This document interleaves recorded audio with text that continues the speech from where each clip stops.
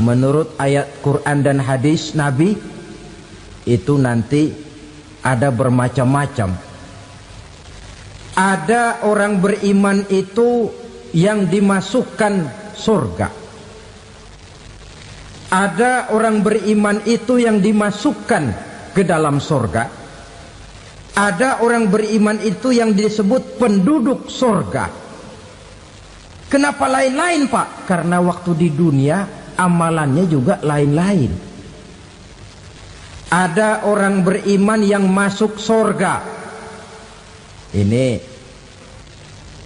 paling murah tiketnya. Mau masuk surga? Kata Nabi begini, ma min abdin qala la ilaha illallah thumma mata ala dhalik illa dakhalal jannah. Kalau seorang hamba sudah mengucap dua kalimat syahadat, dia yakin dengan kebenaran kalimat itu sampai matinya, orang itu akan masuk surga. Abi Dzar yang waktu itu diajak bicara heran, ya Rasul kok gampang betul? Iya. Walaupun orang itu mencuri, iya. Walaupun orang itu berzina, iya. Biar dia mencuri, biar dia berzina, kalau dia sudah mengucap dua kalimat syahadat, dia yakin dengan kebenaran kalimat itu sampai matinya, itu orang akan masuk surga. Jadi masuk surga cukup dua kalimat syahadat, yakin sampai mati, masuk surga. Itu perkara masuk. Tapi kalau pertanyaannya diterusin, masuknya kapan, Pak? Nah, ini lain lagi urusannya. Sebab ada yang masuknya itu langsung, ada yang mampir dulu. Di sana tempat cuma dua, kalau tidak surga, neraka. Mau ke surga tapi mampir dulu, yang mampirnya jelas di neraka. Kenapa? Dalam hadis qudsi ada riwayat, nanti itu di akhirat, setelah Allah selesai mengatur penduduk surga masuk surga, yang neraka masuk neraka, Allah berkata kepada malaikat Malik, malaikat Malik, labaik ya Allah, itu bajingan-bajingan tengik, manusia-manusia durjana yang waktu di dunia tidak mau sujud, jauh dari ulama, gemar melakukan yang munkarat dan maksiat, hidup di tengah masyarakat selalu jadi bibit keonaran, kufur, sudah masuk neraka semua. Sudah ya Allah. Nah, kalau sudah, coba sekarang kamu masuk, Malik. Saya, iya, masuk neraka. Mau apa ya Allah? Kata Allah, akhriju minan nar man kana fi qalbihi misqala habatin min khardalin min iman.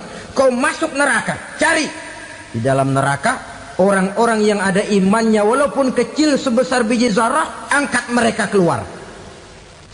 Masuk malaikat Malik ke neraka, cari orang yang ada imannya, korek-korek. Ya repot, udah pada gosong. Yang ada imannya diangkat ke atas, yang ada imannya diangkat ke atas, lalu dimandikan di Nahrul Hayat, namanya sungai kehidupan di akhirat nanti. Cakep lagi rupanya, bersih lagi wajahnya, apel di hadapan Allah. Kata Allah, bagaimana mas? Kapok nggak sampean? Kapok ya Allah. Nah, kalau kapok, idhab fadkhulil jannah, pergi masuk surga sana. Berangkat mereka ke surga, ketemu sama teman-temannya yang udah sampai lebih dulu, yang nggak pakai mampir lagi. Terjadi dialog. Kata teman-temannya yang udah pada nyampe duluan, mas, iya, emang baru sampai? Saya baru sampai. Memang mampir di mana dulu mas? Kita sudah lama sampai di surga. Saudara buka surah Al-Muddatsir ayat 34-35. Ma salakakum fis saqar? Kenapa kamu mampir di neraka Saqar?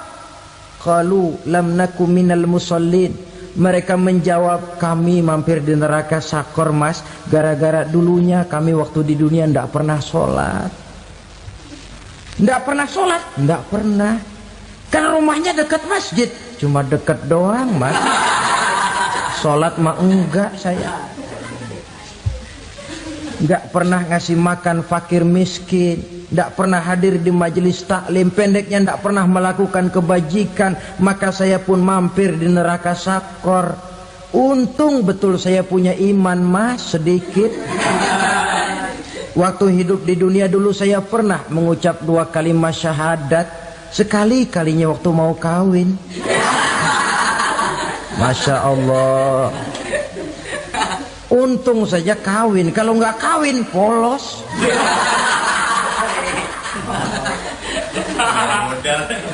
Itu juga pengulu sudah setengah mati ngajarin.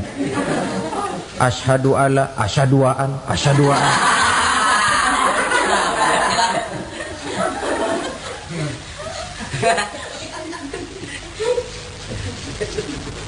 Ini namanya masuk surga, ada mampir dulu. Ada pula orang mukmin itu yang dimasukkan surga. Namanya dimasukkan kan terima beres. Saya masuk ke rumah, jalan sendiri, cari tempat sendiri. Saya dimasukkan ke dalam rumah, terima beres. Pokok ada di dalam, itu dimasukkan namanya. Nggak pakai mampir. Tapi tentu tiketnya lebih mahal ketimbang yang pertama tadi. Apa kata Allah? Innal ladzina amanu wa amilus salihat la ukaffiranna anhum sayyi'atihim wa la udkhilannahum jannah.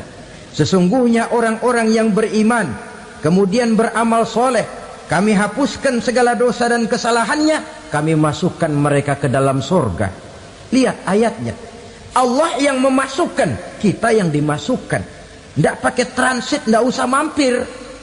Cuma tidak cukup syahadat, tidak cukup amanu, tapi diiringi dengan wa amilus salih. Iman, amal. Tidak cukup syahadat, lalu dibuktikan dia sholat, dia zakat, puasa, lalu dia melakukan berbagai macam kebajikan. Ini yang menyebabkan dia tidak pakai mampir di tempat yang bernama sakor. Lalu ada pula orang mukmin itu yang disebut penduduk sorga. Wah, ini sudah VIP ini. Ashabul jannah, penduduk sorga. Siapa mereka? Kata Allah, innal ladzina amanu summa istaqamu fala khaufun alaihim wala hum yahzanun ulaika ashabul jannah hum fiha khalidun. Sesungguhnya orang-orang yang beriman lalu istiqamah, tetap dalam melaksanakan perintah Allah, tidak goyang, tidak labil tapi stabil, istiqamah, mereka tidak takut dan tidak bersedih hati. Merekalah penduduk surga. Iman, istiqamah. Tidak punya duit, sembahyang. Banyak duit, sembahyang.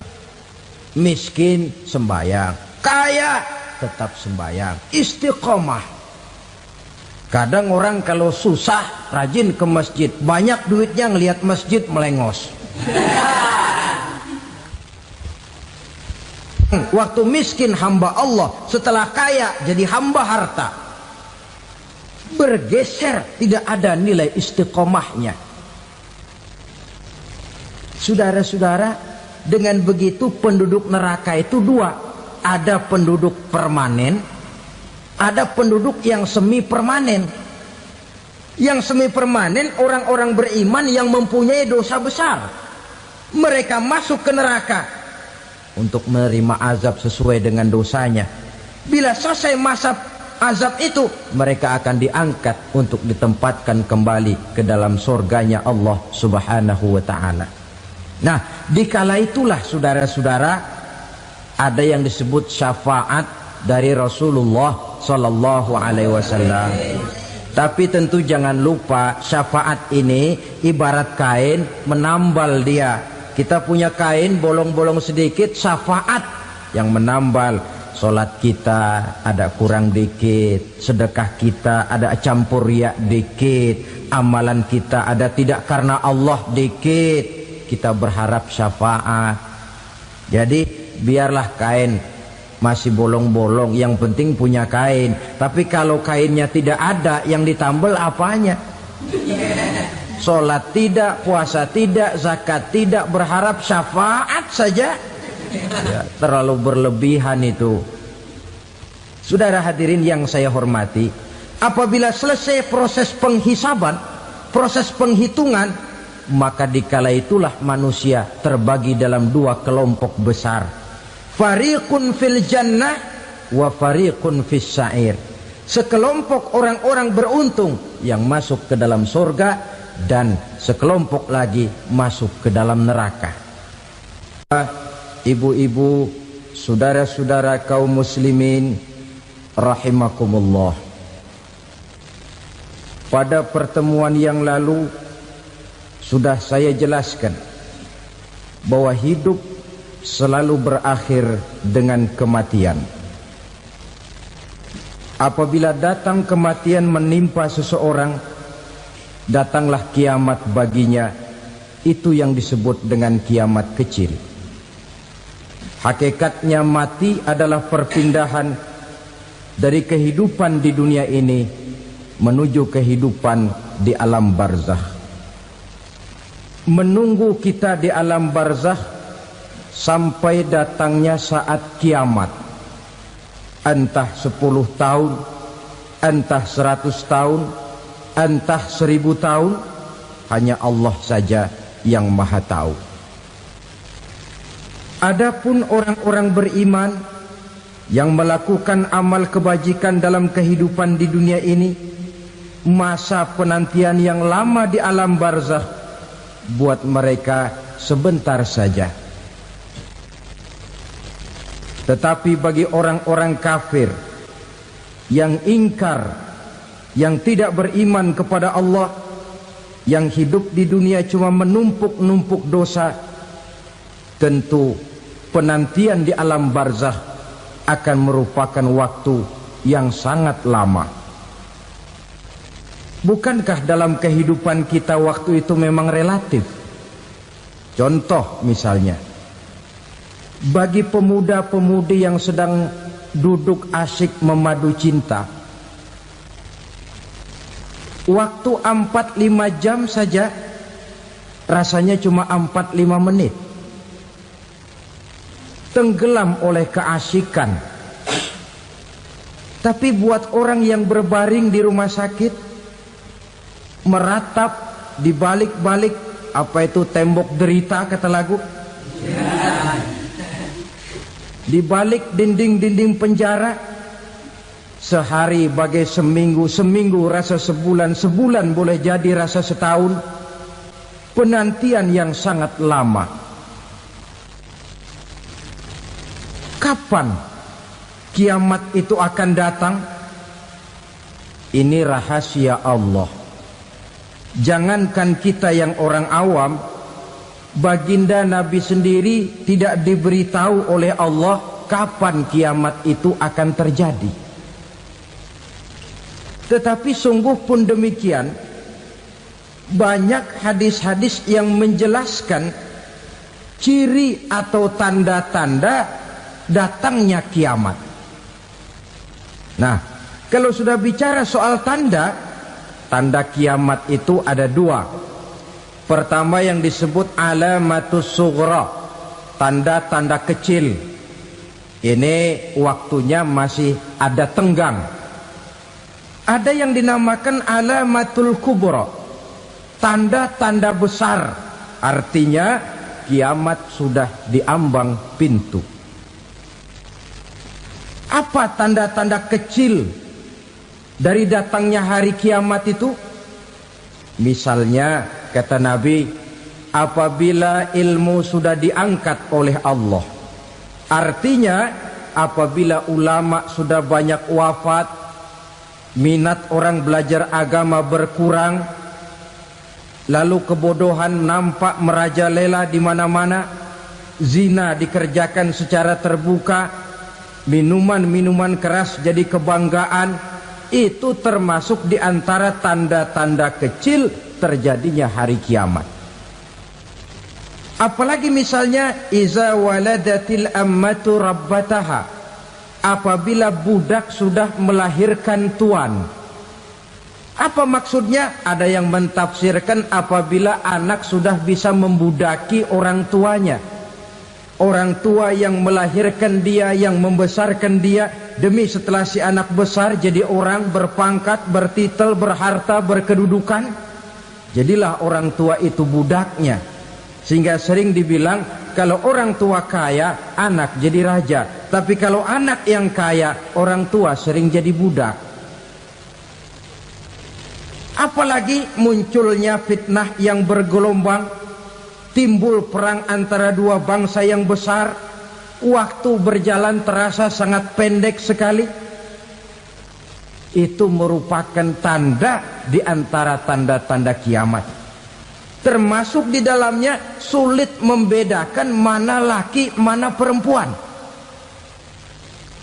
Kan kalau tanda-tanda kayak begini sekarang sudah banyak kita lihat kan? Ulama banyak wafat, penggantinya sulit. Zina dikerjakan berterang-terangan, minuman keras jadi kebanggaan, banyak anak membudaki orang tuanya, sulit membedakan mana laki mana perempuan. Kadang-kadang dari belakang kita lihat perempuan bener, begitu kita colek nengok jenggotan.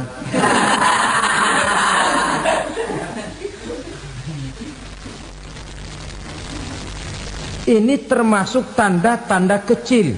Masih ada tenggang sampai akan terjadinya kiamat itu. Nah, yang dimaksud dengan tanda-tanda besar, ini tanda besar artinya kiamat sudah diambang pintu. Pertama, matahari terbit dari sebelah barat. Apabila matahari sudah terbit dari arah sebelah barat, tertutuplah sudah pintu taubat. Bersabda Nabi kita, la taqumus sa'atu hatta tatlu'a syamsu min maghribiha. Tidak akan datang hari kiamat sampai matahari terbit dari arah sebelah barat. Fa iza tala'at, manakala matahari telah terbit dari arah sebelah barat, wara'ahan nasu, manusia banyak menyaksikan itu, amanu ajma'un, mereka pun lalu beriman. Yang tadinya kafir, yang tadinya ingkar, yang tadinya membangkang, setelah melihat matahari terbit dari sebelah barat, buru-buru beriman, berlomba-lomba mengucap dua kalimat syahadat. Tapi apa yang terjadi? Kata Nabi, wadzalika hina la yanfa'u nafsan imanuha lam takun amanat min qabl. Hari itu adalah hari yang iman sudah tidak berguna lagi bagi seseorang apabila sebelumnya memang dia tidak pernah beriman. Au kasabat fi imaniha khaira, atau beriman tetapi tidak pernah melakukan kebajikan di dalam keimanannya itu. Hari yang sudah kasib, hari yang sudah terlambat, beriman tidak akan ada gunanya lagi. Ini pelajaran buat kita. Sebelum sang surya terbit dari sebelah barat, sebelum nafas sampai di tenggorokan, artinya pintu taubat masih terbuka. Kalau dua hal itu sudah terwujud, nafas sudah sampai di kerongkongan atau matahari sudah terbit dari arah sebelah barat, tertutuplah sudah pintu taubat. Tak ada lagi gunanya pangkat, jabatan, harta, bahkan beriman pun dalam suasana macam itu. Too late, kata orang Kulon. Sudah terlambat. Matahari terbit dari arah sebelah barat. Itu tanda besar, artinya kiamat sudah diambang pintu. Lalu apalagi tanda besar? Munculnya Dajjal. Dajjal artinya pendusta-pendusta yang menyesatkan manusia. Ada dua macam Dajjal, saudara. Ada Dajjal kecil. Ini Dajjal kelas teri. Kalau ini sejak zaman Rasulullah sudah ada itu. Tiap zaman ada. Di zaman Rasulullah misalnya ada yang bernama Aswad al-Unsi dari Yaman. Ada yang namanya Musailamah Al-Kazzab dari Yamamah. Ada yang namanya Ibnu Sayyad dari Madinah. Ini dajjal-dajjal di zaman Rasul. Musailamatul Kazzab memproklamirkan diri jadi nabi dia. Di zaman Rasul masih hidup. Ini dajjal zaman Nabi. Di zaman sahabat muncul dajjal-dajjal. Di zaman kita sekarang ini dajjal-dajjal pun gentayangan. Dajjal-dajjal kelas teri. Kerjanya mendustakan manusia, menyesatkan manusia, memalingkan manusia dari jalan yang benar dan diridhoi oleh Allah Subhanahu wa taala. Adapun yang merupakan tanda besar dari datangnya kiamat, dajjal-dajjal kelas kakap. Pembohong-pembohong besar yang menyesatkan masyarakat manusia berpaling dari jalan Allah mengikuti jalan mereka.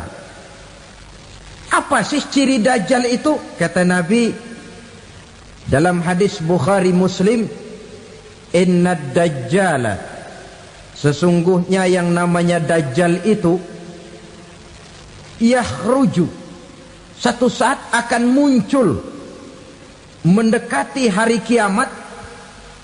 Wa inna ma'ahu ma'an, si dajjal ini membawa air. Wa naran, dan juga membawa api. Dua simbol. Di tangan yang satu dia bawa air, di tangan yang satu dia bawa api. Wa ammal ladzi yarahu an-nasu ma'an fanarun, adapun yang orang banyak lihat air, hakikatnya adalah api. Yang dilihat api, hakikatnya adalah air. Oleh sebab itu, kalau api yang ditawarkan, ambillah air. Kalau air yang ditawarkan, pilihlah api. Maksudnya apa ini? Ini bahasa simbol, saudara-saudara. Dajjal bicaranya seolah-olah untuk kepentingan manusia. Menawarkan surga. Surga yang dia tawarkan hakikatnya neraka. Hai manusia, kalau kau mau bahagia, jangan dekat-dekat dengan agama. Solat itu tidak efektif dan efisien, tidak produktif dari segi ekonomi itu. Menghadiri majelis taklim cuma buang-buang waktu. Tahajud, tasbih, tahlil, baca Quran, apa itu? Pekerjaan mubazir saja. Hidup ini cuma sekali, masa yang cuma sekali, manfaatkan dengan sebaik-baiknya. Mumpung, dibawanya sifat mumpung tetapi dalam pengertian yang sangat negatif. Bicaranya seolah-olah untuk kepentingan manusia, tetapi sebenarnya menjerumuskan manusia. Menawarkan air tapi sebenarnya api. Menawarkan api tapi hakikatnya air. Buat apa kamu sholat? Buat apa kamu bayar zakat? Buat apa kamu puasa? Surga yang dicanangkan dajjal hakikatnya neraka. Neraka yang digambarkan dajjal pada dasarnya adalah surga. Jadi memutarbalikkan fakta itu kerjaan dajjal. Yang hak jadi batil, yang batil dibilang hak, yang benar jadi salah, yang salah malah jadi benar. Tuntunan disuruh jadi tontonan, tontonan malah menjadi tuntunan. Itu pekerjaan dajjal profesinya. Zamannya Nabi Adam, dajjalnya kan iblis. Betul? Betul. Apa sih gang kerayuan iblis itu? Allah setelah menciptakan Nabi Adam kan bilang, Adam, kau dan istrimu Hawa tinggal di surga ini. Seluruh fasilitas yang ada di surga persilahkan kau nikmati. Satu yang tidak boleh, jangan coba-coba dekati pohon khuldi. Dekat saja jangan, apalagi sampai memetiknya. Datang dajjal yang namanya iblis ini. Adam, kamu tahu nggak kenapa tidak boleh makan buah khuldi? Ya nggak tahu, pokoknya saya dilarang. Bodoh kamu Dam. Khuldun artinya kekal. Kalau kamu makan itu buah, kau akan kekal di surga buat selamanya. Allah tidak kepengen, maka dilarang kamu makan buah khuldi. Kalau kau ingin kekal di surga Adam, makan saja. Saya bicara begini ini untuk kepentingan kamu Adam. Ini kan ciri-ciri Dajjal. Bicaranya sih seolah-olah untuk kepentingan Nabi Adam, hakikat sebenarnya menjerumuskan Nabi Adam supaya ingkar dan melanggar larangan dari Allah Subhanahu wa ta'ala. Jadi setelah muncul Dajjal, timbul kekacauan-kekacauan di masyarakat. Banyak yang terpengaruh, terpedaya dan terpesona. Termasuk mereka yang memproklamirkan diri jadi nabi, mereka yang memproklamirkan diri jadi rasul di zaman sesudah Rasulullah wafat. Itu adalah Dajjal.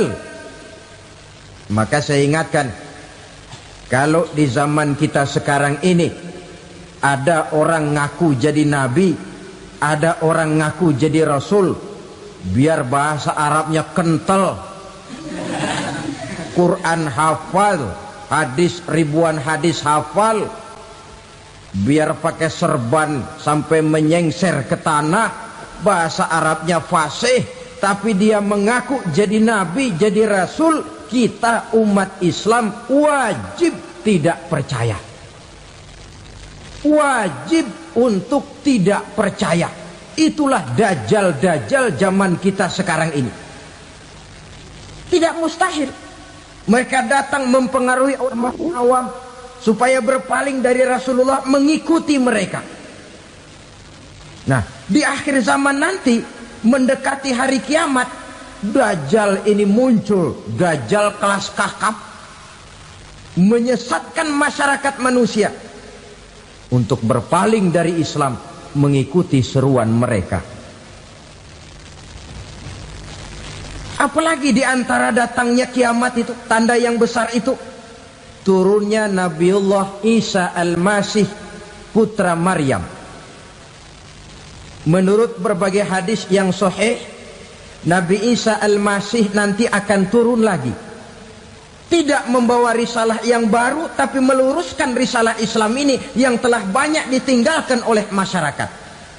Bahkan ada hadis menjelaskan beliau akan membunuh Nabi, mematahkan kayu-kayu salib, lalu melaksanakan haji dan umrah mengikuti syariat Nabi Muhammad, bukan membawa agama baru.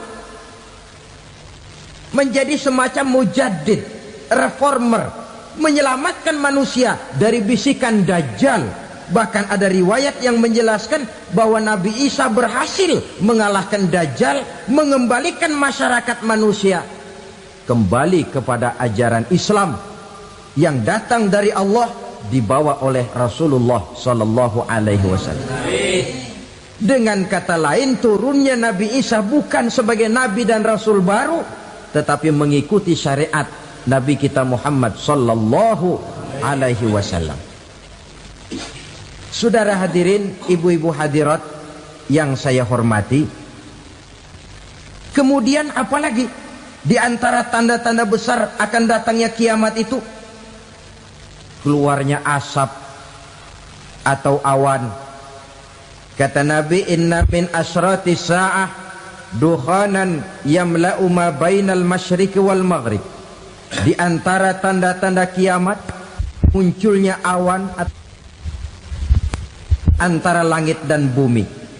Ini pun diperkuat dalam surah Ad-Dukhan ayat 10.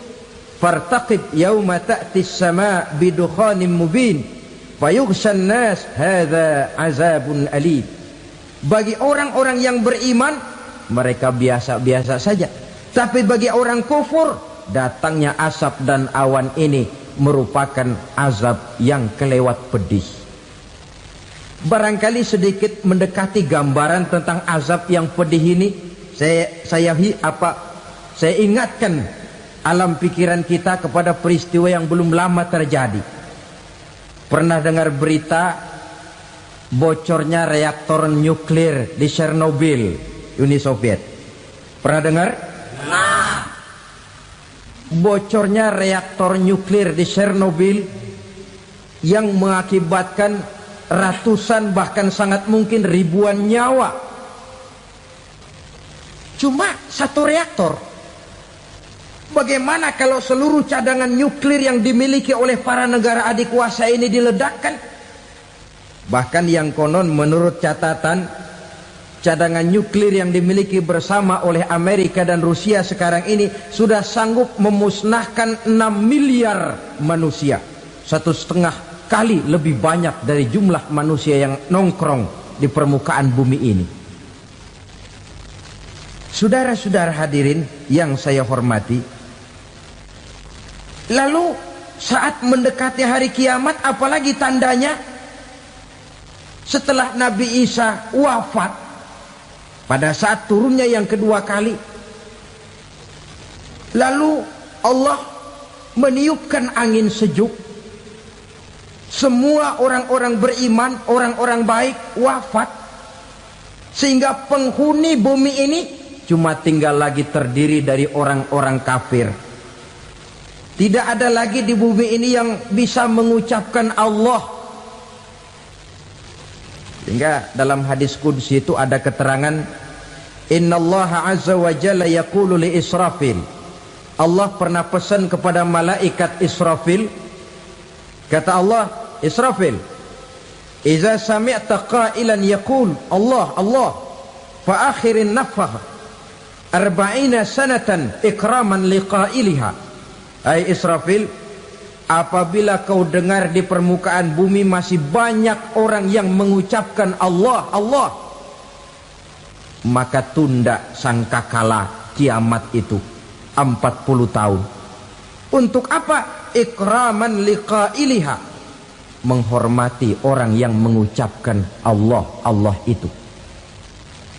Wah, jadi karena sekarang masih banyak yang mengucapkan Allah, besar hatilah kita, masih jauh kiamat itu. Tapi jangan lupa, kiamat pribadi, kiamat kecil itu yang gak kita sangka-sangka. Ajal datang mencabut nyawa, itu kiamat pribadi, dan itu yang pasti kita hadapi, dan itu yang membuat kita tidak boleh bersikap main-main di dalam kehidupan sekarang ini. Saudara hadirin yang saya hormati, tidak ada lagi orang-orang muslim. Seluruh penduduk dunia ini kafir. Lalu terciptalah struktur sosial yang berlandaskan prinsip hidup semau gue. Bakal terjadilah prinsip di mana yang kaya menyantap yang miskin, yang kuat menindas yang lemah. Hidup sudah bagaikan di rimba belantara, berlaku hukum rimba, siapa yang kuat dia yang menang, siapa yang lemah menjadi mangsa. Timbul kekacauan, maksiat merajalela, munkarat menjadi-jadi, sehingga isi bumi ini penuh dengan segala macam perbuatan dosa. Tidak ada perlunya lagi alam diperpanjang temponya. Datang saat yang sudah dijanjikan oleh Allah Azza wa Jalla, maka terjadilah yang disebut kiamat kubra, kiamat besar, kiamat ancur-ancuran. Bagaimana kejadian ini dimulai? Dalam surah Az-Zumar ayat 68, Allah subhanahu wa ta'ala berfirman, wa nufikha fis suri fasa'iqa man fis samawati wa man fil ardi illa man sya'allahu. Maka manakala ditiuplah sangkakala, terkejutlah seluruh yang ada di langit dan seluruh yang ada di bumi. Bila saat kiamat datang, Allah perintah malaikat Israfil, Israfil, tiup sangkakalamu. Ditiuplah sangkakala oleh malaikat Israfil. Yang akibat daripada tiupan itu, seluruh yang ada di langit, seluruh yang ada di permukaan bumi terkejut. Yang ada di langit siapa? Malaikat kan. Bayangin aja kalau malaikat kaget, apalagi kita. Terkejut seluruh makhluk yang ada di bumi, yang ada di langit mendengar suara sangkakala itu. Bunyinya tidak sanggup kita bayangkan dahsyatnya. Ledakan nuklir, ledakan neutron, belum apa-apa ketimbang bunyi sangkakala malaikat Israfil ini. Nah, lalu mendengar bunyi sangkakala ini, gemparlah makhluk, kacaulah alam. Bumi gempa, planet-planet bertabrakan, gunung meletus, air laut tumpah ke darat, angin topan bertiup, halilintar menyambar. Lalu semua yang bernama hidup mati total. Mati bareng tanpa persiapan. La haula wala quwata illa billah. Saya kadang-kadang dalam tafakur bermohon, ya Allah, mudah-mudahan saya enggak nemuin kiamat beneran. Ngeri. Tidak bisa kita bayangkan macam apa suasana seperti itu. Allah saja banyak memberikan gambaran, misalnya Al-Qari'ah, wa mal qari'ah, wa ma adraka mal qari'ah. Kejadian yang menggemparkan. Tahukah kamu apa kejadian yang menggemparkan itu? Yauma yakunun nasu kal farasil mabsus wa takunul jibalu kal ihnil manfus. Pada saat itu manusia berterbangan bagai kupu-kupu, gunung berterbangan seperti kapas ditiup angin. Gunung saja macam kapas, konon lagi manusia. Kematian total, mulai semut sampai gajah mati, jin mati, iblis mati, malaikat mati. Malaikat saja mati. Saudara hadirin yang saya hormati, kematian total yang tanpa persiapan. Orang bilang, Pak, kalau mati bareng begitu yang repot malaikat maut dong ya. Cabut sana, cabut sini. Itu kalau menurut logika kita, mestinya begitu menurut logika. Tapi logika juga yang nggak perlu serepot itu. Sebab untuk mematikan listrik di wilayah DKI, di wilayah Jakarta, nggak perlu tiap rumah didatengin, matiin, ya lama. Cukup dari kantor pusatnya saja PLN tekan satu tombol, gelaplah seluruh Jakarta. Saudara hadirin yang saya hormati, kematian total. Lalu setelah kematian total, planet-planet juga mati, dalam arti tidak bergerak dan beredar. Angin mati, dalam arti tidak bertiup. Air mati, dalam arti tidak ada riak gelombang. Pokoknya semua mati. Kullu nafsin za'iqatul maut. Semua yang bernafas mati. Dalam ayat lain, kullu man 'alaiha fan. Semua yang ada di permukaan bumi fana. Yang kekal cuma Allah Subhanahu wa ta'ala. Yang paling belakang mati, malaikat maut dan malaikat Israfil. Tapi mati juga sesuai dengan janji Allah. 10 lamanya.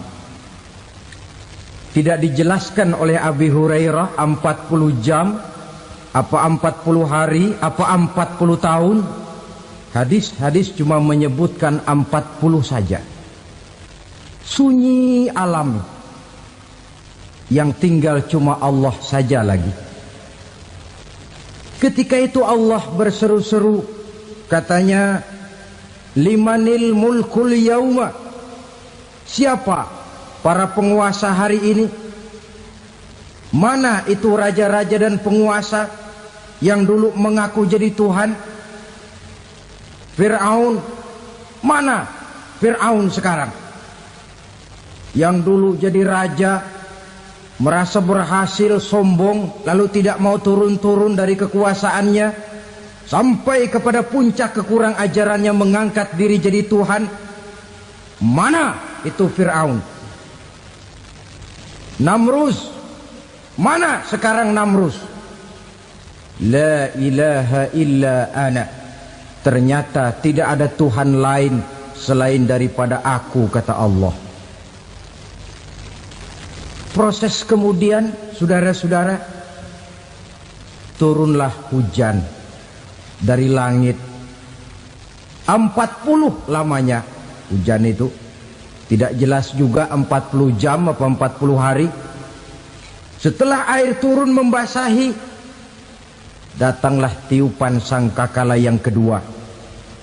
Semua yang bernama mati bangkit dari kuburnya masing-masing.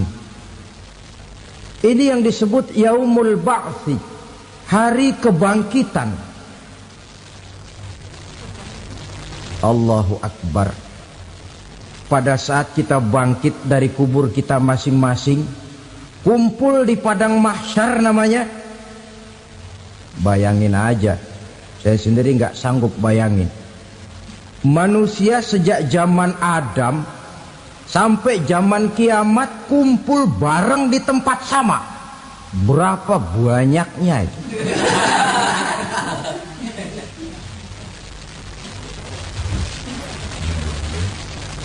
Dan yang luar biasa menurut satu riwayat, pada saat bangkit itu, Masya Allah, roman muka kita berubah,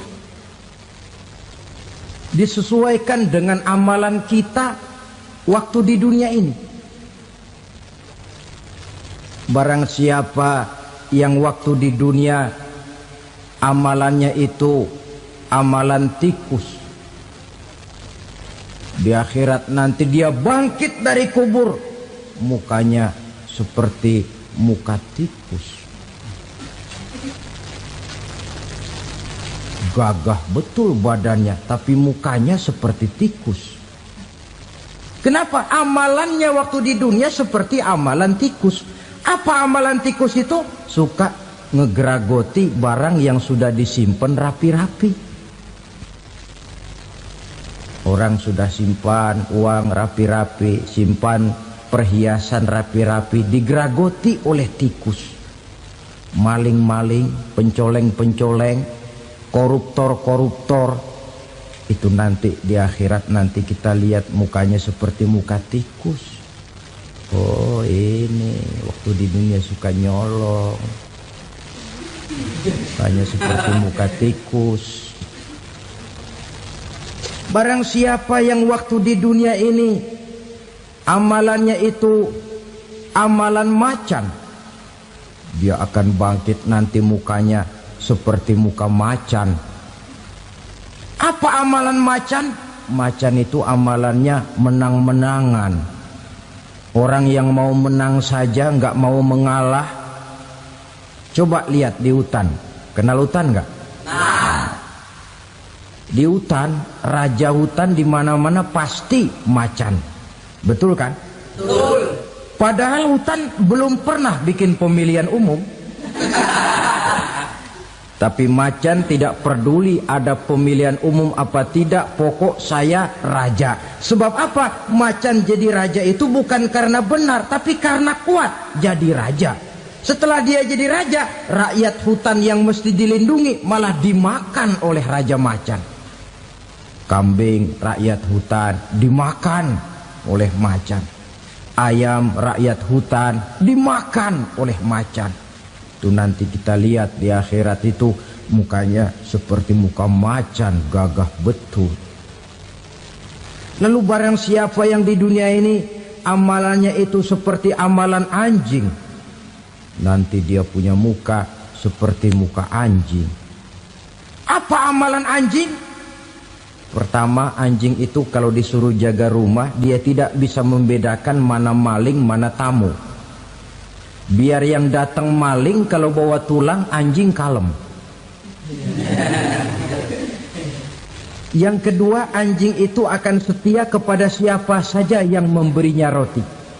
Siapa yang memberinya roti, itulah majikannya. Apa kata majikannya, pasti dia laksanakan. Soal benar atau salah, dia tidak peduli. Setelah anjing dapat roti, dia tidak punya pilihan lain kecuali bilang, abdi mah kumaha juragan wae ayeuna mah.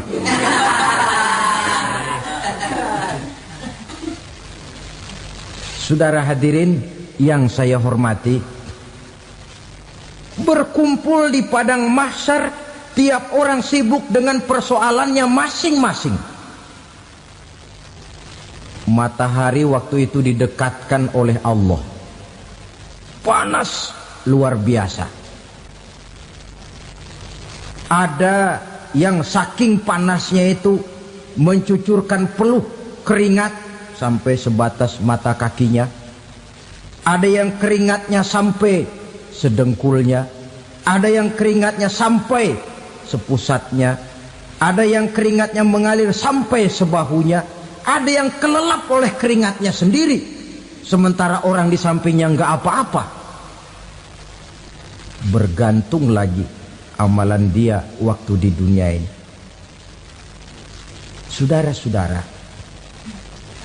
sebagian orang dalam kepanikan padang mahsyar berombong-rombong datang mereka menghadap Nabi Adam.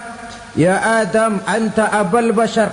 Hai Adam, Tuhan adalah bapak moyang manusia. Kami sebentar lagi akan disidang, dimintakan pertanggungan jawab. Tolonglah kami, hai Adam. Kata Nabi Adam, jangankan nolongin sampean, saya sendiri tanggung jawab di hadapan Allah ketika dulu tidak boleh makan khuldi, saya serobot. Sudahlah, urus diri masing-masing saja, nafsi. Begitu kata Nabi Nuh, begitu kata Nabi Ibrahim. Tiap orang bertanggung jawab sendiri-sendiri. Ketika itulah saudara-saudara, nikmatnya menjadi umat Nabi besar Muhammad sallallahu alaihi wasallam. Sebab apa? Walaupun menurut abjad kita ini umat paling belakang, paling belakang kita ini toh, karena Nabi Muhammad adalah Nabi akhir, tapi akan dihisap lebih dulu, lewat di atas sirat lebih dulu, masuk surga lebih dahulu ketimbang umat-umat belakangan. Ketika Rasul mendekati ajal, beliau tanyakan itu kepada malaikat Jibril. Malaikat Jibril berkata, Muhammad jangan khawatir, Allah sudah berjanji, inni haramtul jannata ala sairil anbiya hatta tadkhulaha anta wa haramtuha ala sairil umami hatta tadkhulaha ummatuka. Surga aku haramkan buat seluruh nabi kecuali kalau engkau Muhammad sudah masuk ke dalamnya, dan surga aku haramkan buat seluruh umat kecuali kalau umatmu Muhammad sudah masuk ke dalamnya. Logikanya, walaupun menurut abjad kita umat paling belakang, bakal dihisap paling dulu, lewat di atas sirat paling dulu, masuk surga paling dulu, kalau mampir ke neraka juga paling dulu. Ya resiko. Jangan mau enaknya aja paling dulu. Saudara hadirin yang saya hormati, setelah masa kebangkitan itu jangan dikira begitu bangkit langsung diperiksa. Masih menunggu menanti ribuan tahun perhitungan padang mahsyar untuk sampai kepada proses yang disebut yaumul hisab, hari perhitungan. Seorang demi seorang bakal dipanggil. Bayangkan saja, kita se-RT saja di absen, kadang-kadang perlu waktu lama. Ini manusia sejak zaman Nabi Adam sampai datang hari kiamat, satu demi satu disidang di hadapan Qadhi Rabbul Jalil. Status sosial copot sudah waktu itu. Yang pernah jadi hartawan di situ tidak lagi kelihatan kehartawanannya. Yang pernah jadi jenderal tidak lagi dipanggil jenderalnya. Yang ustadz tidak lagi dipanggil al-mukarramnya. Seluruh status sosial selesai. Dipanggillah kita seorang demi seorang menghadap Qadhi Rabbul Jalil. Bagaimana proses penghisaban itu? Pertama, proses tanya jawab. Di antaranya ada hadis menyatakan, lan tazula qadama 'abdin yaumal qiyamah hatta yus'ala an arba'i khisalin.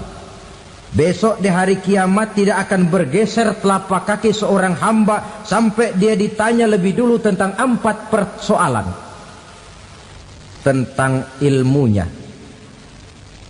Kemana ilmu itu diamalkan? Tentang umurnya. Di mana umur itu dihabiskan? Tentang masa mudanya. Kemana masa muda itu dipakai? tentang hartanya, dari mana harta itu didapat dan kemana harta itu dibelanjakan. Ini termasuk proses tanya jawab. Jadi kalau istilah pengadilan dunia, nama Fulan bin Fulan. Kamu waktu di dunia diberikan umur panjang untuk apa? Pernah mengalami masa muda, kemana kau habiskan masa remajamu?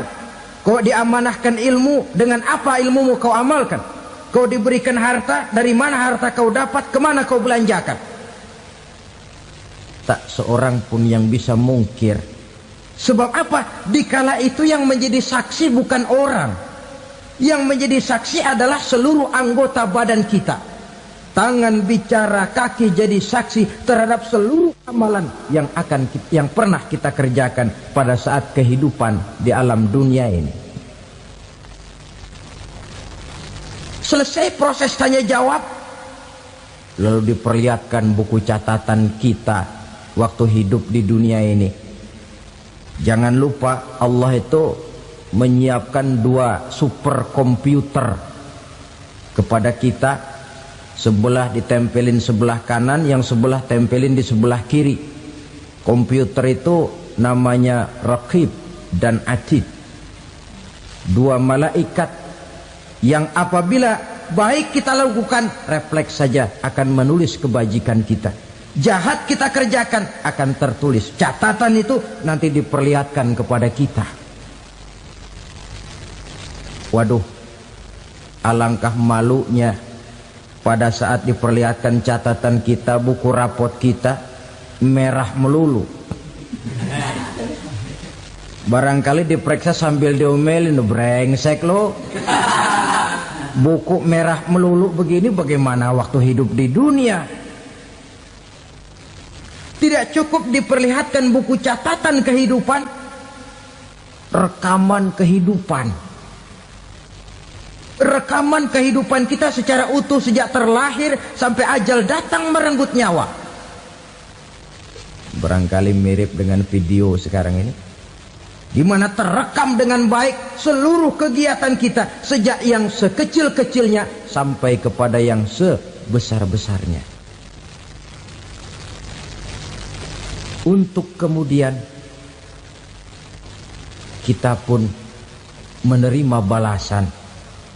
In khairan fa khairun wa in syarran fa syarrun.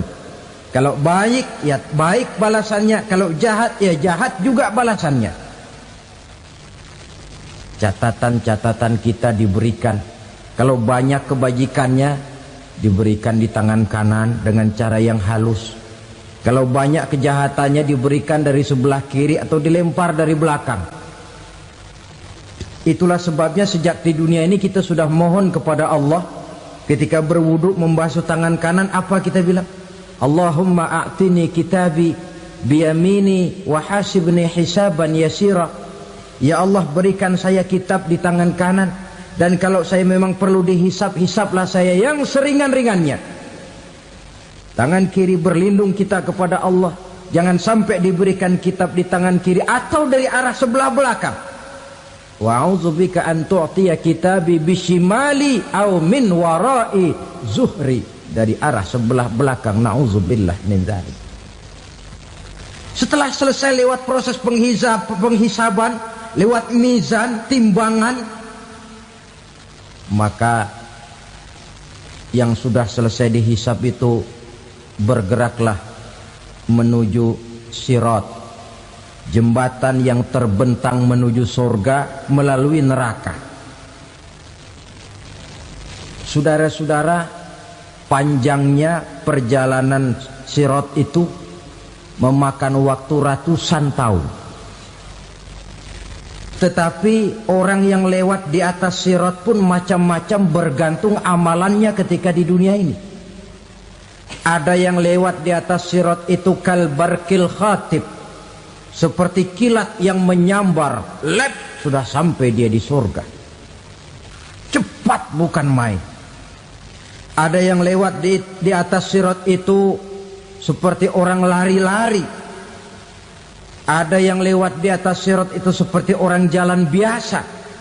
Ada yang sambil merangkak, ada yang sambil ngesor, ada yang sambil gelayutan, ada yang selamat sampai ke ujung ke surga, ada yang tergelincir jatuh masuk ke dalam neraka, bergantung amalannya dalam kehidupan di dunia sekarang ini. Tiap kita akan melewati yang namanya sirat ini. Saudara-saudara kaum muslimin yang saya hormati, dengan demikian mereka yang selamat melalui sirat sampai ke terminal akhir surga, mereka yang ketika dihisab ternyata banyak kejahatannya daripada kebaikannya, mereka singgah di dalam neraka. Nah, adapun orang-orang yang beriman menurut ayat Quran dan hadis Nabi itu nanti ada bermacam-macam. Ada orang beriman itu yang dimasukkan surga. Ada orang beriman itu yang dimasukkan ke dalam surga. Ada orang beriman itu yang disebut penduduk surga. Kenapa lain-lain, Pak? Karena waktu di dunia amalannya juga lain-lain. Ada orang beriman yang masuk surga. Ini paling murah tiketnya.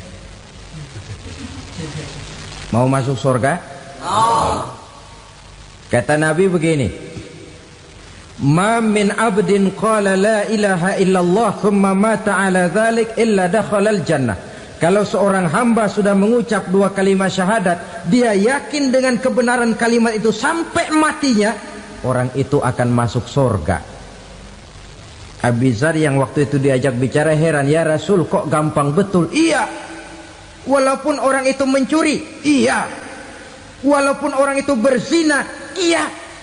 Biar dia mencuri, biar dia berzina, kalau dia sudah mengucap dua kalimat syahadat, dia yakin dengan kebenaran kalimat itu sampai matinya, itu orang akan masuk surga. Jadi masuk surga cukup dua kalimat syahadat, yakin sampai mati, masuk surga. Itu perkara masuk. Tapi kalau pertanyaannya diterusin, masuknya kapan, Pak? Nah, ini lain lagi urusannya. Sebab ada yang masuknya itu langsung, ada yang mampir dulu. Di sana tempat cuma dua, kalau tidak surga, neraka. Mau ke surga tapi mampir dulu, yang mampirnya jelas di neraka. Kenapa? Dalam hadis qudsi ada riwayat, nanti itu di akhirat, setelah Allah selesai mengatur penduduk surga masuk surga, yang neraka masuk neraka, Allah berkata kepada malaikat Malik, malaikat Malik, labaik ya Allah, itu bajingan-bajingan tengik, manusia-manusia durjana yang waktu di dunia tidak mau sujud, jauh dari ulama, gemar melakukan yang munkarat dan maksiat, hidup di tengah masyarakat selalu jadi bibit keonaran, kufur, sudah masuk neraka semua. Sudah ya Allah. Nah, kalau sudah, coba sekarang kamu masuk, Malik. Saya, iya, masuk neraka. Mau apa ya Allah? Kata Allah, akhriju minan nar man kana fi qalbihi misqala habatin min khardalin min iman. Kau masuk neraka, cari di dalam neraka orang-orang yang ada imannya walaupun kecil sebesar biji zarah, angkat mereka keluar. Masuk malaikat Malik ke neraka, cari orang yang ada imannya, korek-korek. Ya repot, udah pada gosong. Yang ada imannya diangkat ke atas, yang ada imannya diangkat ke atas, lalu dimandikan di Nahrul Hayat, namanya sungai kehidupan di akhirat nanti. Cakep lagi rupanya, bersih lagi wajahnya, apel di hadapan Allah. Kata Allah, bagaimana mas? Kapok nggak sampean? Kapok ya Allah. Nah, kalau kapok, idhab fadkhulil jannah, pergi masuk surga sana. Berangkat mereka ke surga. ketemu sama teman-temannya yang udah sampai lebih dulu, yang nggak pakai mampir lagi. Terjadi dialog. Kata teman-temannya yang udah pada nyampe duluan, "Mas, iya, emang baru sampai?" "Oh, saya baru sampai." "Memang mampir di mana dulu, Mas? Kita sudah lama sampai di surga."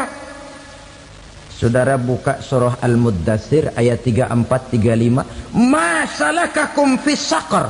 Kenapa kamu mampir di neraka Saqar? Qalu lam naku minal musallin. Mereka menjawab, kami mampir di neraka Saqar, Mas, gara-gara dulunya kami waktu di dunia tidak pernah sholat. Tidak pernah sholat? Tidak pernah. Kan rumahnya dekat masjid. Cuma dekat doang, Mas. Sholat mah enggak saya. Enggak pernah ngasih makan fakir miskin, enggak pernah hadir di majelis taklim, pendeknya enggak pernah melakukan kebajikan. Maka saya pun mampir di neraka Saqar. Untung betul saya punya iman, Mas, sedikit. Waktu hidup di dunia dulu saya pernah mengucap 2 kalimat syahadat. Sekali-kalinya waktu mau kawin. Masya Allah. Untung saja kawin. Kalau nggak kawin polos.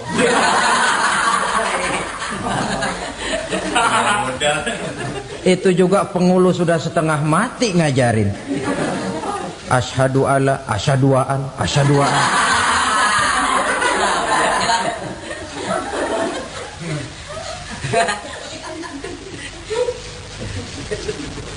Ini namanya masuk surga, ada mampir dulu. Ada pula orang mukmin itu yang dimasukkan surga. Namanya dimasukkan kan terima beres. Saya masuk ke rumah, jalan sendiri, cari tempat sendiri. Saya dimasukkan ke dalam rumah, terima beres, pokok ada di dalam, itu dimasukkan namanya. Nggak pakai mampir. Tapi tentu tiketnya lebih mahal ketimbang yang pertama tadi. Apa kata Allah?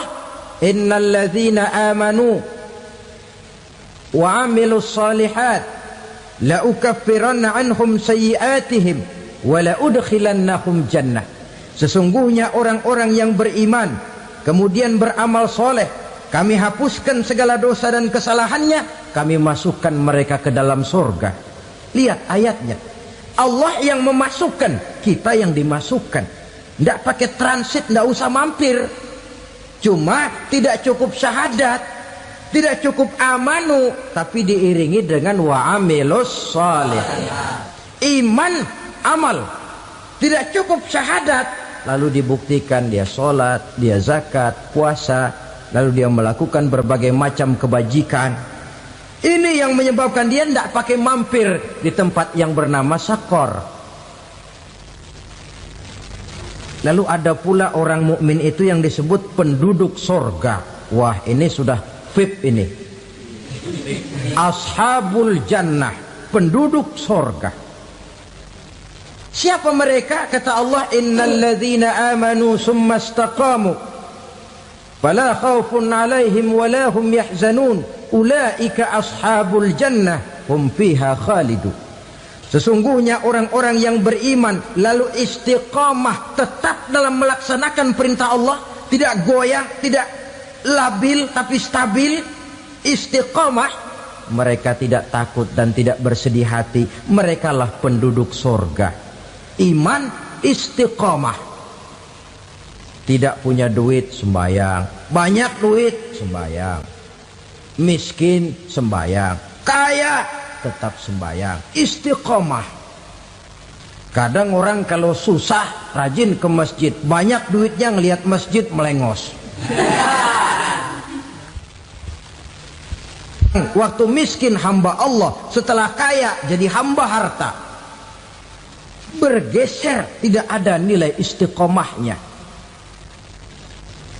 Saudara-saudara, dengan begitu penduduk neraka itu dua. Ada penduduk permanen, ada penduduk yang semi permanen. Yang semi permanen orang-orang beriman yang mempunyai dosa besar. Mereka masuk ke neraka untuk menerima azab sesuai dengan dosanya. Bila selesai masa azab itu, mereka akan diangkat untuk ditempatkan kembali ke dalam surganya Allah Subhanahu wa ta'ala.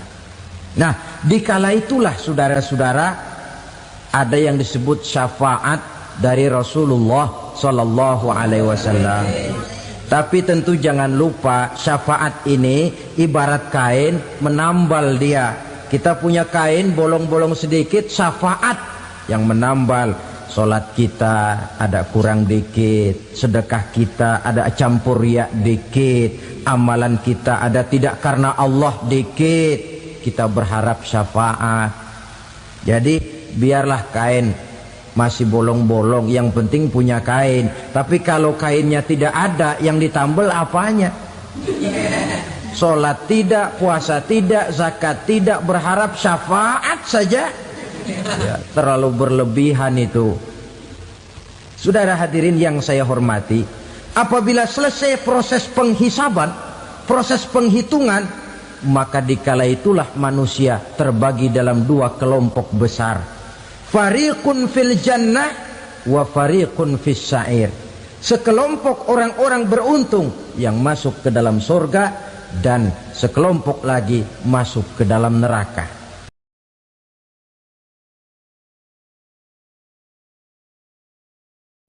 7 macam perkara yang merusak akidah dan keimanan, merusak amal perbuatan yang sudah kita kerjakan, merusak sendi-sendi kehidupan sosial, pendek kata merusak segala hal di dalam kehidupan kita. Jauhilah olehmu 7 macam perkara yang merusak. Yang pertama, asyirku billah, menyekutukan Allah Subhanahu wa ta'ala. Agama dimulai dari keyakinan, maka kehancuran agama selalu dimulai dari kehancuran keyakinan, iman atau akidah yang dimiliki oleh seseorang. Dan untuk menghancurkan nilai-nilai iman yang kita miliki ini, orang rasanya tidak akan menghantam kita dengan peluru kendali. Orang tidak akan mengirimkan nuklir ke sini. Orang tidak juga akan mengirimkan satuan militernya ke sini. Untuk menghancurkan nilai-nilai iman, dibanjiri kita dengan paham-paham yang merusak dan mendangkalkan akidah. Baik ia bernama materialisme, baik ia bernama sekularisme, baik ia bernama banjirnya maksiat dan munkarat, baik ia bernama banjirnya peradaban dan kebudayaan yang menghancurkan moral daripada anak-anak kita, sedikit demi sedikit melenturkan dan melunturkan nilai-nilai keimanan kita, untuk kemudian pada waktunya nilai iman itu akan bertukar dan berganti menjadi nilai syirik kepada Allah Subhanahu wa ta'ala. Atau pada sisi lain, menjadikan yang selain Allah sebagai tujuan akhir daripada kehidupan kita. Sedangkan kita sama-sama maklum bahwa di dalam pandangan agama Islam, dosa yang tidak berampun, dosa yang terbesar, termasuk dalam kategori bapak moyangnya dosa, tidak lain adalah syirik, yakni menyekutukan Allah Subhanahu wa ta'ala. Pola penghancuran iman ini memang berstrategi. Ditawarkan kita kepada paham materialisme, paham kebendaan, di mana otak menempati urutan sebagai ranking pertama, Tuhan jatuh pada urutan kedua. Lalu menyusul kepada paham sekularisme, Allah dipisahkan dari seluruh kegiatan hidup ini, untuk pada gilirannya menjadikan yang selain Allah sebagai tujuan akhir daripada seluruh kegiatan hidup kita. Oleh karenanya, kewajiban menjaga nilai-nilai iman ini merupakan kewajiban yang mulia tetapi berat, tidak hanya untuk kita, tetapi juga bagaimana mewariskannya kepada anak-anak kita, generasi yang akan datang. Orang-orang tua bijaksana yang diceritakan di dalam Al-Quran Kalau sudah berpikir tentang anak-anaknya, pertanyaan yang paling mereka risaukan ialah, ma ta'buduna min ba'di? Anakku, kalau pada satu saat aku, ayahmu sudah tidak ada lagi di dunia ini, meninggalkan kamu semua, ma ta'buduna min ba'di? Apa yang akan kamu sembah, nak? Jikalau sekarang ayahmu masih mau ke masjid, masih mau melakukan rukuk dan sujud, masih beribadah menyembah Allah Subhanahu wa ta'ala, kalau orang tuamu sudah tidak ada, ma ta'buduna min ba'di? Masihkah engkau mau datang ke masjid? Masihkah engkau mau rukuk dan sujud? Masihkah engkau mau menyembah Allah Subhanahu wa ta'ala? Pertanyaan ini yang dipikirkan oleh Nabi Yakub kepada putra-putranya. Pertanyaan ini yang diteruskan oleh Nabi Ibrahim kepada anak-anaknya. Pertanyaan ini yang diwariskan oleh generasi ulama salafus saleh kepada para generasi berikutnya. Bagaimana kita generasi sekarang?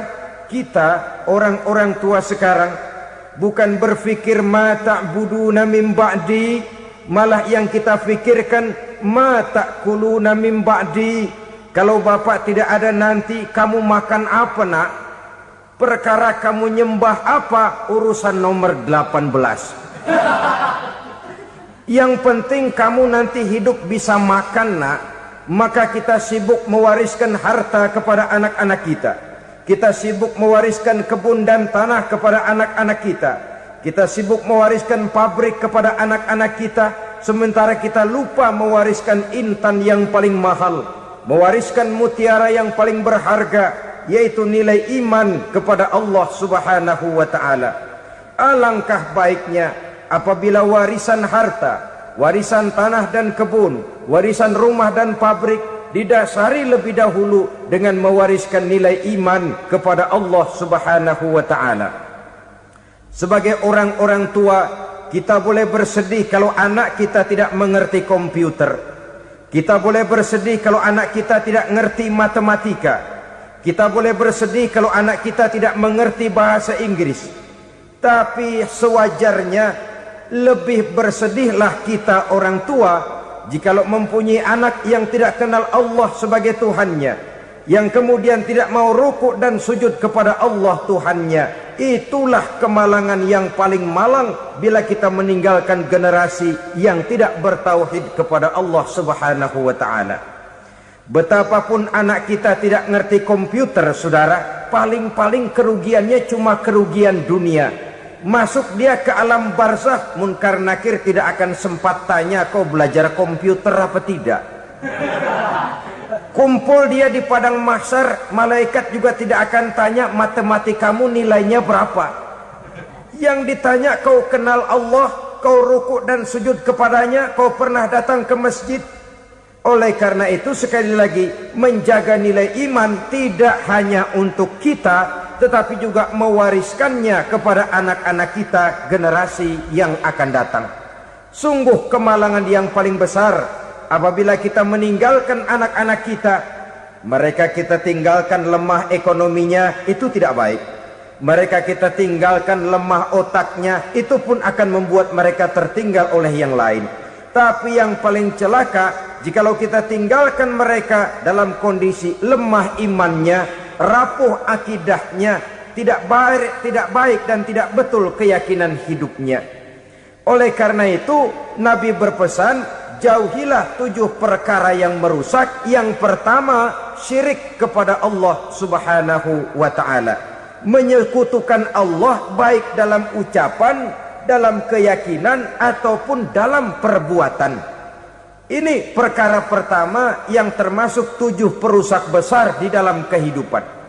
Kalau sudah jatuh kita ke lembah syirik, bagaimanapun banyak kebaikan yang kita kerjakan, berjiwa sosial, bertangan pemurah, gemar menolong orang lain, kalau memang dasarnya syirik, maka seluruh kebaikan kita akan hancur, tidak akan ada nilainya dalam pandangan Allah Subhanahu wa ta'ala.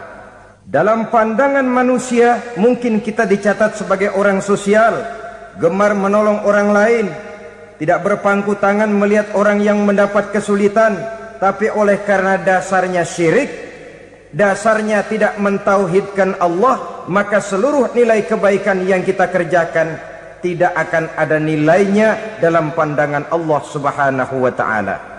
Maka jagalah iman kita jangan sampai dihinggapi penyakit syirik yang bagaimana kecilnya sekalipun.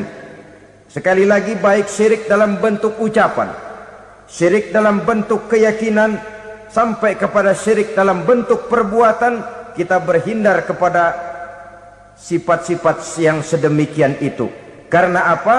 Dalam satu ayat Quran Allah Subhanahu wa ta'ala menjelaskan, innallaha la yaghfiru ayyushraka bih wa yaghfiru ma duna dzalika liman yasha. Allah tidak akan memberi ampun kepada orang-orang yang menyekutukannya, tapi Allah masih mau memberikan ampun kepada dosa-dosa yang selain itu bagi orang-orang yang dikehendakinya. Dosa selain syirik, apabila kita bertaubat, Allah masih mau mengampuni. Tapi kalau sudah jatuh ke tempat syirik, itu sudah dosa yang tidak berampun. Taubatnya tidak lain melepas syirik, kembali kepada tauhid, berkeyakinan bahwa hanya ada Allah Subhanahu wa ta'ala, Tuhan satu-satunya yang lam yalid walam yulad walam yakul lahu kufuwan ahad. Tidak beranak, tidak pula diperanakkan, dan tidak satupun yang dapat menyerupai Tuhan Allah Subhanahu wa ta'ala. Saudara-saudara kaum muslimin rahimakumullah, bahwa kita di zaman sekarang memang tidak menyembah berhala, ya. Bahwa kita tidak berterang-terangan mengatakan Tuhan lebih dari satu, memang. Bahwa kita tidak berkeyakinan Tuhan itu punya anak atau diperanakkan, tentu. Tapi dalam perbuatan dan i'tiqad, kita kadang-kadang jatuh tanpa kita sadari ke tempat yang bernama syirik ini. Oleh karenanya, di zaman di mana teknologi makin canggih, di mana kemajuan pembangunan makin menjangkau berbagai aspek kehidupan, diperlukan keseimbangan antara kemajuan fisik material dengan kemajuan mental spiritual. Apabila tidak ada keseimbangan, yang terwujud tentulah kepincangan, yang diawali dengan pincangnya cara kita berpikir, sehingga pada akhirnya akan mengarah kepada pincangnya cara kita berbuat dan bertindak di dalam kehidupan kita. Oleh karena itu Nabi berpesan, jauhilah sifat syirik, karena syirik merupakan dosa yang teramat besar. Ini sifat merusak yang pertama. Yang kedua, kata Nabi, wasihra, jauhilah sihir. Sihir ini juga termasuk perkara yang merusak kehidupan. Kita semua sama-sama maklum bahwa sihir sebenarnya bukan persoalan baru. Sejak sebelum datang Islam, sihir itu sudah ada. Di zaman Yunani kuno, sihir ada. Di zaman Mesir kuno, di zaman Cina kuno, dan yang lain-lain yang serba kuno, sihir itu sudah ada. Bahkan para nabi pun, para rasul yang diutus oleh Allah Subhanahu wa ta'ala, senantiasa berhadapan dengan ahli-ahli sihir untuk menguji kebenaran dari misi yang mereka bawa. Sihir adalah perbuatan di luar kebiasaan yang bisa dikerjakan oleh ahlinya dengan bantuan jin atau setan. Hukum mempelajari sihir adalah haram, mengamalkannya lebih haram lagi.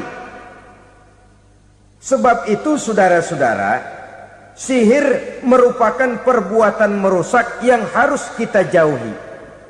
Ciri-ciri daripada perbuatan sihir, pertama, ia mengandung tipuan, bayangan khayal. Di zaman Nabi Musa misalnya, orang melihat tambang-tambang itu seperti ular. Nabi Musa melayangkan tongkatnya menjadi ular-ular besar yang memakan ular-ular kecil ciptaan tukang-tukang sihir Fir'aun tadi. Lalu sihir bisa terjadi dengan bantuan jin kafir atau setan.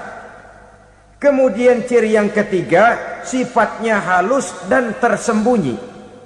Taruh kata ada seorang ahli sihir yang mempergunakan ayat-ayat Quran sebagai jompa-jampe, sebagai baca-bacaan, itu cuma sekedar kedok. Tujuannya tidak lain menjadikan agama sebagai ketok untuk membenarkan cara yang dimurkai oleh Allah Subhanahu wa ta'ala. Satu hadis yang diriwayatkan oleh Imam Bazar dan Tabrani, Nabi berpesan, "Laisa minna man tatayyara lahu au takahhana au tukuhhina lahu au sahira lahu." Tidak termasuk ke dalam golonganku, kata Nabi. Tidak termasuk umatku. Siapa mereka? Man tatayyara lahu, orang yang bertatoyur. Apa tatoyur itu? Dari kalimat toyaro, artinya terbang. Toir biasa diartikan dengan burung. Tatoyaro percaya kepada suara-suara burung. Man tatayyara lahu, mempercayai, meyakini dengan benar-benar kepada suara beburungan. Kan suka ada itu, nah bunyi burung tuh, maling liwat. Maling liwat. Burung bunyi, maling liwat. Itu termasuk tatayyara lahu, percaya kepada suara burung. Kan aneh kalau suara orang nggak dipercaya, suara burung malah dipercaya. Ada ustadz ceramah, kiai ngaji, nggak mau didengerin, burung dengerin bener. Nah, suaranya dari sebelah mana? Belah kulon. Nah, itu tandanya anu. Habis dihitung-hitung, itu termasuk tatayyara lahu. Au takahana, atau bertenung, au tukuhina, atau minta ditenungkan, au sahirolahu, atau melakukan perbuatan sihir, atau minta disihirkan. Laisa minna, tidak termasuk ke dalam golonganku, kata Nabi. Sehingga dengan demikian saudara-saudara, menghadapi sihir dengan sihir sekalipun termasuk perbuatan yang tidak diajarkan oleh agama. Kita kan mempelajari sihir untuk jaga diri, tidak apa-apa. Yang dilarang mengamalkannya, dilarang juga mempelajarinya. Sebab orang kalau sudah mengetahui, biasanya lalu terangsang untuk mencoba. Kalau percobaannya berhasil, biasanya terangsang untuk coba lagi dan coba lagi. Pada akhirnya ketagihan, lalu beralih menjadi profesi, apalagi itu nanti bisa mendatangkan hasil uang.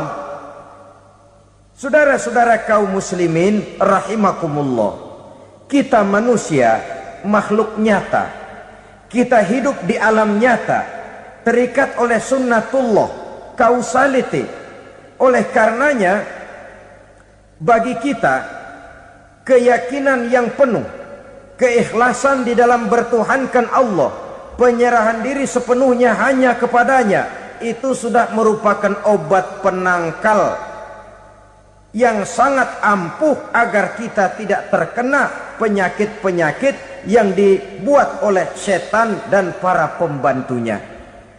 Sehingga beberapa ayat Quran mengajarkan, misalnya a'udzu bikalimatillahi tammati min syarri ma khalaq, atau bismillazi la yadurru ma'asmihi syai'un fil ardi wala fis sama, dengan menyebut nama Allah yang tidak bisa mendatangkan bahaya sedikit pun, dari baik yang datang dari langit maupun yang datang dari bumi. Jiwa yang kosong dari keyakinan yang penuh kepada Allah, jiwa yang penuh was-was dan ragu-ragu, itu yang mudah terserang oleh penyakit-penyakit yang dikerjakan oleh para tukang-tukang sihir, yaitu oleh setan dan seluruh para pembantunya.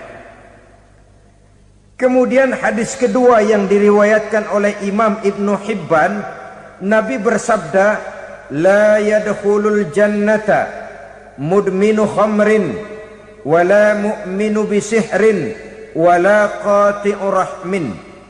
Tidak masuk surga. Ini Nabi yang bilang, tidak masuk surga. Siapa itu? pertama mudminu khamrin, orang yang berkekalan dalam mabuk.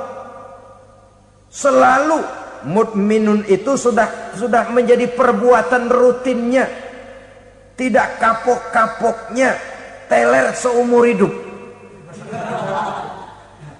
Mudminu khamrin, tidak masuk surga orang yang selalu bermabuk-mabukan.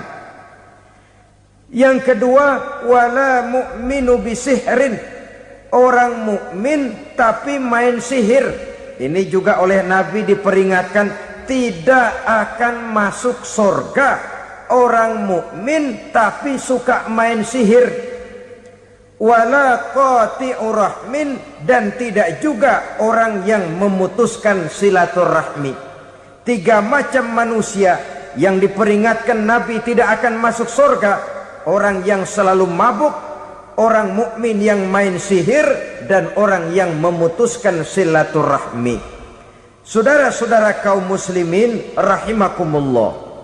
Lalu orang berkata, kenapa dilarang kita bersihir? Padahal Rasul sendiri kan punya mukjizat. Nah, kita memang harus membedakan antara mukjizat dengan sihir.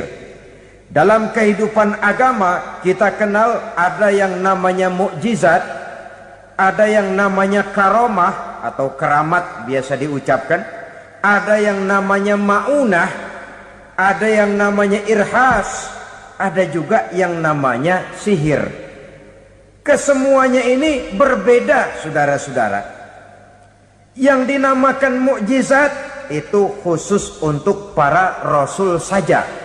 Satu kejadian luar biasa yang terjadi dilakukan oleh rasul atas izin dari Allah Subhanahu wa taala. Perbedaannya dengan sihir jelas. Sihir dari setan, mukjizat dari Allah. Sihir bisa dipelajari, mukjizat tidak. Sihir umumnya untuk maksud-maksud yang tidak baik, sedangkan mukjizat untuk memperkuat kebenaran yang disampaikan oleh para rasul dan ditentang oleh umatnya. Bahkan kafir Quraisy dahulu menganggap orang-orang ahli sihir itu berada dalam satu posisi yang hina, sehingga mereka mengatakan dan menuduh Nabi Muhammad sebagai tukang sihir. Tuduhan sebagai tukang sihir adalah tuduhan yang sangat aib dan hina. Di tengah masyarakat kufar jahiliyah, kedudukan tukang sihir dipandang sebagai kedudukan yang hina, sehingga mereka mengejek Nabi dengan sebutan tukang sihir. Jadi mukjizat hanya untuk Rasul saja. Kemudian karomah. Karomah ini asal kata dari karomah, kehormatan, kemuliaan yang diberikan Allah kepada hamba-hambanya yang rajin mendekatkan diri kepadanya. Oleh karena ketekunannya melaksanakan ibadah, Allah memberikan keistimewaan kepada orang itu, yang dengan keistimewaannya dia bisa mengerjakan yang tidak bisa dikerjakan oleh orang lain. Karomah hanya bisa dicapai dengan prestasi ibadah. Kalau sihir, mau ibadah apa enggak, asal dia belajar, bersatu dan berteman dengan setan, memenuhi persyaratan-persyaratan setan, biasanya lalu bisa. Sedangkan karomah tidak mungkin terwujud tanpa orang mendekatkan diri sedekat-dekatnya kepada Allah Subhanahu wa ta'ala. Maka kita lihat biasanya orang-orang yang punya ilmu sihir, mukanya rata-rata nggak enak dilihat. Kumuh, jauh dari air wudhu, jauh dari sujud kepada Allah, malah berteman dengan setan, menjadi pelayan-pelayannya setan. Saudara-saudara, adapun maunah, keistimewaan yang diberikan Allah kepada hamba-hambanya yang belum sampai kepada tingkat wali, tapi orang itu lebih banyak kebaikannya daripada kesalahannya. Umpamanya, saudara jalan bertiga di pinggir jalan, saudara ada pada posisi di tengah, lalu bertiga ini ketabrak mobil. Menurut perhitungan saudara mati lebih dahulu, tapi terjadi hal yang aneh, dua teman saudara mati, saudara malah cuma luka dan lecet sedikit saja. Apa itu? Kalau kita lebih banyak kebaikannya daripada kesalahannya, itu yang dinamakan ma'unah, pertolongan yang diberikan Allah kepada hamba-hambanya yang lebih banyak kebaikannya daripada kesalahannya. Sedangkan yang dinamakan irhas, kejadian luar biasa pada diri seseorang pada waktu dia masih kecil, yang menunjukkan tanda-tanda keistimewaannya. Itu umumnya pada para nabi pada usia kecilnya sudah ada irhas, tanda-tanda istimewa. Jelas baik mukjizat, karomah, maunah maupun irhas berbeda dengan sihir. Sihir ini jelas saja merupakan bantuan dan persekutuan antara manusia dengan setan. Padahal setan, kata Allah dalam Al